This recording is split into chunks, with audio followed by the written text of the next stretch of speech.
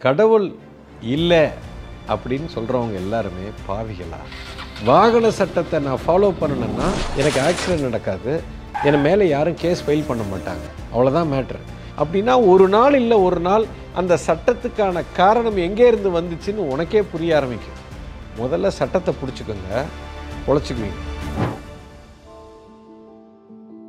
கடவுள் இல்லை அப்படின்னு சொல்கிறவங்க எல்லாருமே பாவிகளா? கிடையவே கிடையாது.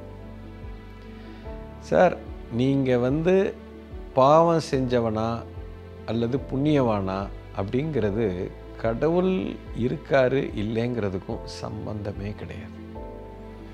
அதாவது முதல்ல கடவுள்னா என்ன, அவர் சட்டம்னா என்னன்னு நீங்கள் புரிஞ்சுக்கணும். அதாவது இந்த இயற்கைக்குன்னு ஒரு சட்டம் இருக்குது. அந்த சட்டம் ஒரு மூலத்திலிருந்து வந்திருக்கிறது. அந்த மூலத்தை தான் நான் கடவுள்னு நீங்கள் வச்சுக்கலாம். அதை கடவுள்னு சொல்லலாம், இயற்கைன்னு சொல்லலாம், எதை வேணாலும் வச்சுக்க. இப்போது அந்த மூலத்திலிருந்து உருவான ஒரு சட்டம், இப்போ சமுதாயத்துக்குன்னு ஒரு சட்டம் இருக்குது. அந்த சட்டத்தை போட்டவன் ஒருத்தர் இருப்பான். You understand? ஸோ சட்டத்தை போட்டவனை நான் நம்புறேன்னா இருக்கானா இல்லையாங்கிறது பாயிண்ட் இல்லை. சட்டத்தை நீ கடைப்பிடிக்கணும், அவ்வளோதான் மேட்ரு. சட்டத்தை நீ கடைப்பிடிச்சன்னா நீ சுதந்திரமாக சந்தோஷமாக இந்த சமுதாயத்தில் நீ வாழ முடியும். ரோட்டில் கார் ஓட்டுறீங்களா, வாகன சட்டம் இருக்குது, அதை ஃபாலோ பண்ணணும். அதை போட்டவன் யார், அவன் இருக்கானா இல்லையாங்கிறதெல்லாம் பாயிண்ட் இல்லை. வாகன சட்டத்தை நான் ஃபாலோ பண்ணணுன்னா எனக்கு ஆக்சிடென்ட் நடக்காது, என் மேலே யாரும் கேஸ் ஃபைல் பண்ண மாட்டாங்க, அவ்வளோதான் மேட்ரு. இந்த சமுதாயத்தில் நான் வாழ்கிறேன், சமுதாய சட்டத்தை நான் கடைப்பிடிச்சேன்னா என்னை யாரும் எதுக்க மாட்டாங்க, நான் நிம்மதியாக வாழ முடியும்.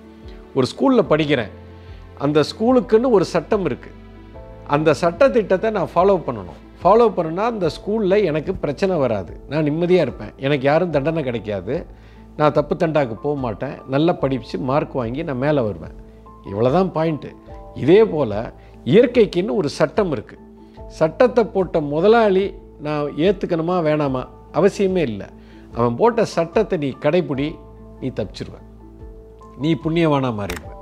சட்டத்தை நீ மீறினா உன் மேலே எஃப்ஐஆர் போடுவாங்க, அதுக்குண்டான தண்டனையை நீ அனுபவிச்சே ஆகணும். இப்போ நீ பாவியாக மாறிட்ட. பாவின்னா தவறு ஒன்றும் கிடையாது, உனக்கு தண்டனை உண்டு.